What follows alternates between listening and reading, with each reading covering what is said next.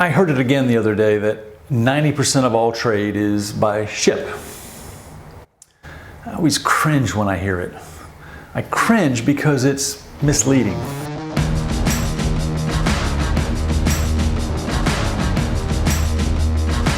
You see, exports and imports travel in one of three ways. They sail, they fly, or they go by land, whether by rail, truck, or underground pipeline. To say that 90% sail is only accurate if you're considering tonnage, or the weight of that trade, and only because you can't easily calculate, in the case of the United States, significant land-based trade. What if I told you that 6 of the nation's top 10 imports this year flew? It's true, once you measure the value rather than the weight of that trade.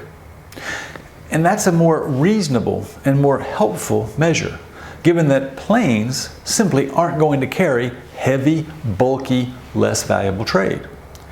It's apples and oranges, both of which actually do sail, at least on the export side. Not a lot of cars flying in planes, or oil, with about 58% of which enters this country by land, quite often by pipeline from Canada, by far the United States' top foreign supplier. Or for that matter, motor vehicle parts, almost 73% of which travel via land, largely by truck from Mexico and Canada. But about those 6 top 10 imports that entered the United States when a plane skidded to a halt on a runway at some point this year. They are computers, cell phones, medicines in pill form, exports being returned for one reason or another, the category of vaccines, plasma, and other blood fractions, and computer chips. Those top 10 account for about 1/3 of all U.S. imports. On the export side, 3 of the top 10 fly. That's aircraft and parts, not surprisingly, as well as gold and cell phones. Expand the list to the top 25 and you have to include vaccines, plasma, and other blood fractions, medical instruments, computers, medicines in pill form, machines for making semiconductors, diamonds, platinum, chemical reagents, taps, cocks, and valves, knee and hip replacements, and other orthopedic appliances. So where are we?